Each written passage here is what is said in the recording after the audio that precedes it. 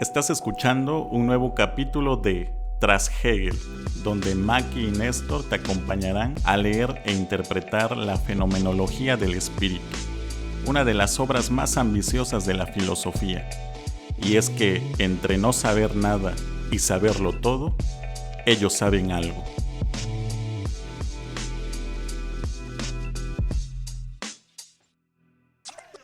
Hola, bienvenidos a un nuevo capítulo de Tras Hegel, el primer podcast de filosofía en español donde leemos e interpretamos la fenomenología del espíritu de principio a fin. Yo soy Maki. Y yo soy Néstor. ¿Y qué vimos en el capítulo anterior? En el capítulo anterior seguíamos analizando algunos argumentos de la ética kantiana y algunas críticas que Hegel le va a realizar. En este capítulo vamos a leer el apartado 3, el mundo moral como representación.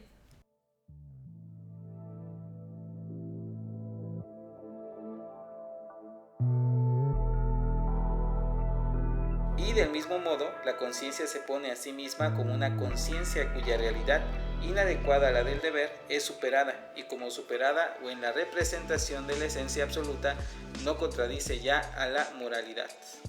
O sea, el resumen de todo lo que vimos. Ajá, ¿no? Y este resumen que presupondría que la moralidad o el deber ser es aquello que, aún no siendo en la práctica, vale en lo formal, ¿no? Que también sería como ese aspecto de la ética kantiana que siempre se ha subrayado, que es demasiado abstracta, demasiado formal, pero lo importante para Kant es que valga en sí mismo, independientemente de que no se lleve a la práctica, independientemente de que no haya personas justas, la justicia sigue siendo lo mismo, ¿no? Aunque nadie pueda ser justo. Ajá, pero la justicia sigue Existe. siendo, ¿no? Exactamente. Por eso esta como distinción entre el deber ser y lo que no es en la realidad. Me parece que pudiera ser un poquito ahí la distinción que hay que tener presente.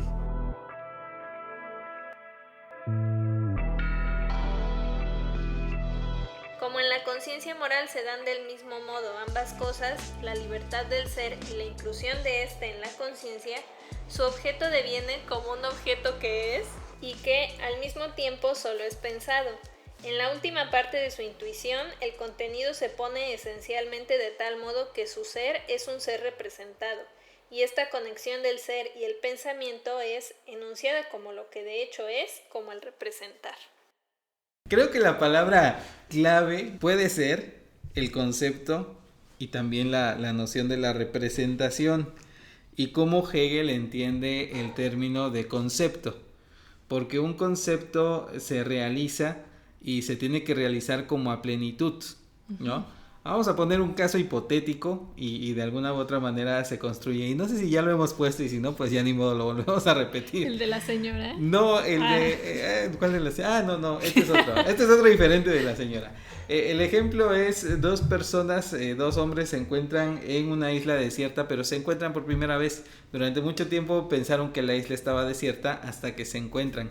Pongamos que uno se llama Juan y otro se llama Pedro. Pues al principio existe una desconfianza natural de uno por el otro y de a poco pues empiezan a llevarse, a simpatizar, no les queda de otra en realidad. Y en algún momento uno ayuda al otro para construir una choza y se van creando nuevos vínculos como de amistad. Posteriormente Pedro se enferma y Juan le ayuda y eso crea otro lazo de amistad. Después, de alguna u otra manera, hay una confrontación entre ellos y se separan.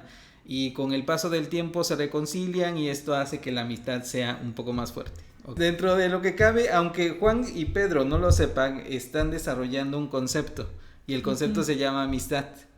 Claro que la amistad, el concepto de amistad se encuentra más allá de la relación de Pedro y de Juan. Ajá. Pero de alguna u otra manera nosotros podemos identificar que esa amistad se lleva a realidad, se realiza, el concepto se realiza de alguna u otra manera en la relación, por limitada que sea, entre Juan y Pedro. En el caso de Kant, llega a un punto en donde se representa la moralidad, pero hay una escisión tremenda entre el deber ser y que se lleve a cabo. Ajá. Solamente se la representa.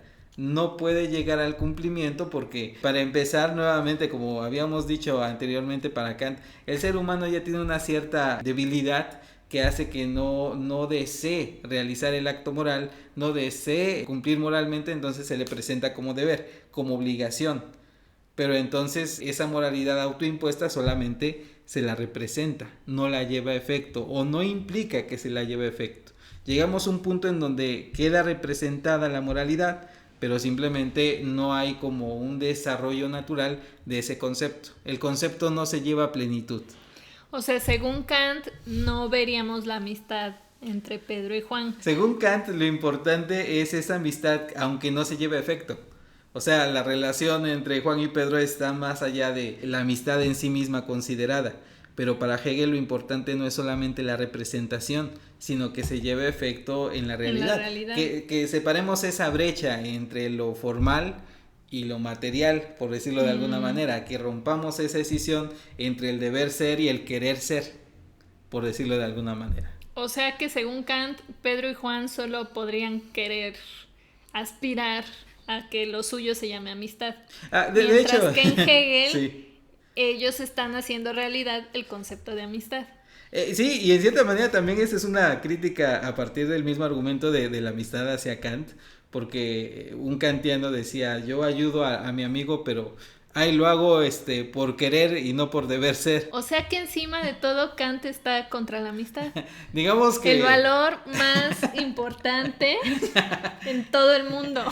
Al parecer, si la amistad tuviera un carácter moral, tendría que ser por deber ser y no por querer, ¿no? Entonces eso como que rompe un poquito ese esquema. Claro que Kant no está pensando en la amistad, pero trajimos a colación ese caso, ¿no? Para un kantiano no diría amistad es amigo.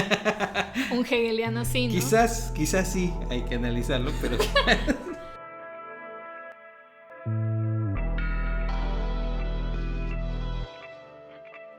Pero mientras dicha conciencia representa a esta unidad como objeto y no es todavía el concepto que tiene el poder sobre el objeto como tal, la unidad es para ella algo negativo de la autoconciencia o cae fuera de ella como un más allá de su realidad, pero al mismo tiempo como un más allá que es también como lo que es, pero solamente pensado. O sea, no lo puede realizar naturalmente, sino que debe de hacer un esfuerzo por llegar a esta ley objetiva moral. Y ya habíamos quedado que eso no se puede al final, ¿no? Que es muy complicado, ¿no? O sea, es muy complicado ser moral para Kant, porque siempre como que en términos kantianos como que se confunde si estoy obrando por causa del deber o en conformidad con el deber. Por decir un ejemplo, ¿no? Si de repente yo, ya lo habíamos puesto, lo vuelvo a repetir. ¿El de la viejita? No, el del niño que llega a la tienda y no sabe el valor del dinero y llega, va a comprar unos chicles y le da un billete de 100 pesos. Pero no sabe cuánto vale. Y le dice, ¿me alcanza para comprar estos chicles con esto? Y el tendero, que puede obrar inmoralmente, el que obra inmoralmente va a decir, no, dame una moneda más y ya con eso. Ajá. El que obra moralmente diría, sí, te sobra tanta cantidad. Pero también existe otra categoría intermedia que sería conforme al deber, el que le da el cambio justo por temor a que después vengan los papás y le reclamen. Yo no estoy obrando moralmente porque deba de hacerlo, sino porque me conviene o para evitar un castigo o buscar un premio. Entonces, mi obrar no está motivado por el deber, sino está en conformidad con el deber. Como los que critican a las personas que profesan cualquier religión y entonces dicen que como que nunca pueden ser realmente buenas porque solo son buenas porque tienen miedo del infierno, de la condenación, etcétera, ¿no? Y entonces como lo hacen por miedo a su Dios, entonces no cuentan. Claro, lo cual significa que es muy difícil que nosotros podamos llegar a la altura moral que Kant supone. Y que nuevamente en este caso parecería ser que nosotros, lo que Hegel está criticándole a Kant, nosotros alcanzamos a distinguir que existen leyes morales objetivas, pero parecería ser que no son vedadas, no podemos alcanzar esa altura moral, entonces por ende habría que pensarlas como imposibles.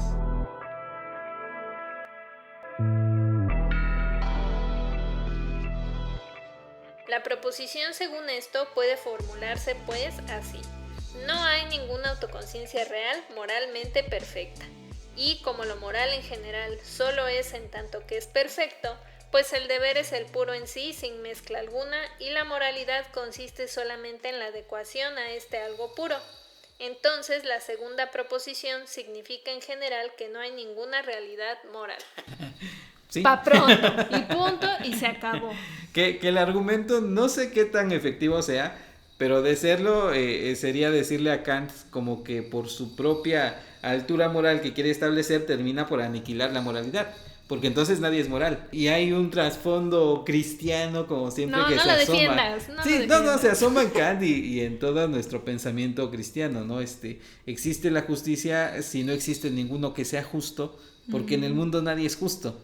Entonces no existe la justicia en cuanto tal, nadie puede presentarse como el justo en sí. Entonces es como contradictorio, ¿no? Como por querer poner a la moral en un pedestal, resulta que esto es imposible. Es imposible la moralidad y que cualquiera de nosotros seamos personas morales y perfectas. Es como esa frase, la de que no hay consumo ético bajo el capitalismo, ¿no? Bueno, creo que va al revés. Bajo el capitalismo no hay consumo ético, ¿no? Porque si tú dices, ay, no, yo solo voy a usar, no sé, ropa elaborada a mano por poblaciones indígenas, etcétera, entonces no falta quien dice, pero quien te lo está vendiendo es un intermediario, ¿no? Claro. Que los explota.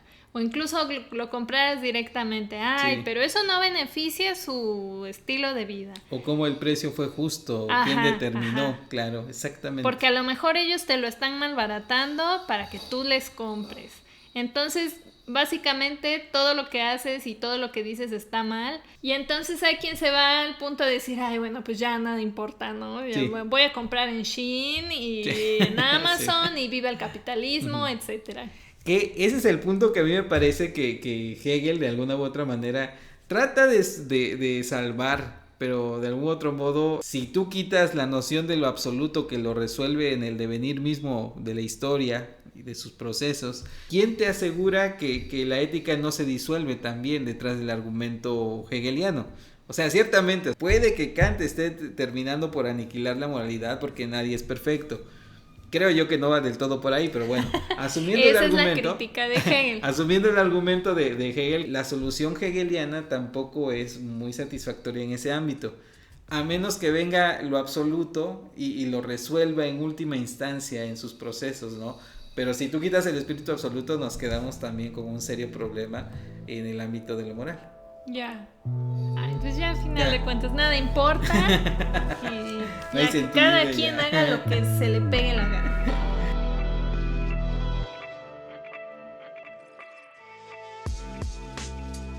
Se establece así la primera proposición según la cual hay una autoconciencia moral, pero ligada con la segunda, según la cual no hay ninguna, es decir, hay una pero solamente en la representación. O bien no hay ninguna, pero se hace valer como tal por otra. Pues es que una no es ninguna, básicamente. Para tratar como que de interpretar estos áridos pasajes, a lo mejor me gustaría traer a colación la segunda formulación del imperativo, según la cual dice, la segunda o la tercera, espero no equivocarme, obra de tal modo que trates a la humanidad, tanto en tu persona como la de los demás, como siempre como un fin en sí mismo y no únicamente como un medio. Yo me lo represento así. Yo supongo que tú tienes dignidad, que yo tengo dignidad, que cada uno de los seres humanos tenemos dignidad. Así me lo represento. Supuestamente así lo vivimos. Esta noción de imperativo es tratar al otro numénicamente.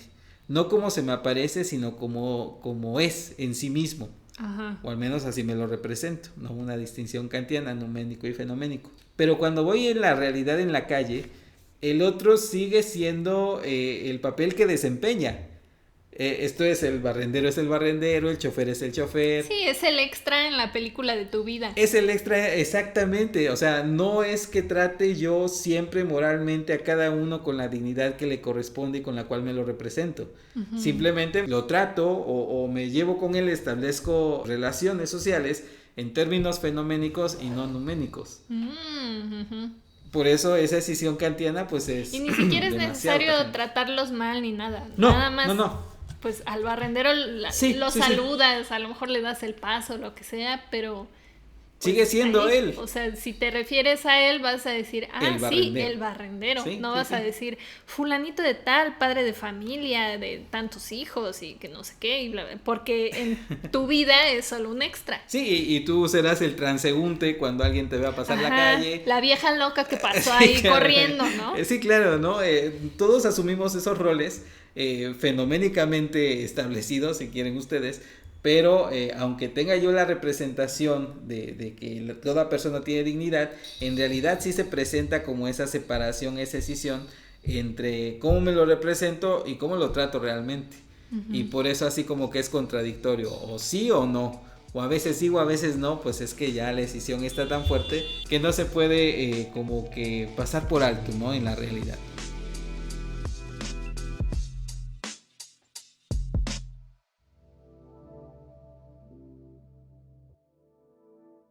Vamos a dejarla hasta ahí por esta semana. ¿Qué nos tiene que quedar claro? Nos tiene que quedar claro algunas nuevas críticas con respecto a Kant, sobre todo el hecho de esta escisión y separación entre la representación de la moralidad y el hecho de que se lleva o no se lleva a efecto. Nos escuchamos dentro de 15 días para iniciar el apartado B, la deformación, y también vamos a leer la primera sección, las contradicciones en la concepción moral del mundo. Recuerden que mientras tanto pueden escuchar todos nuestros capítulos pasados, presentes y futuros en nuestra web que es trashegel.com.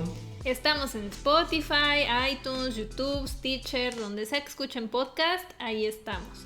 Y también estamos en Facebook, Twitter e Instagram como @trashegel. Encuéntrennos, coméntenos y compártannos para llegar a más personas. Y si les gustó lo que escucharon, pueden invitarnos un café en Coffee. Todos los links están en la descripción. Yo soy Maki. Y yo soy Néstor. Hasta entonces. Nos vemos.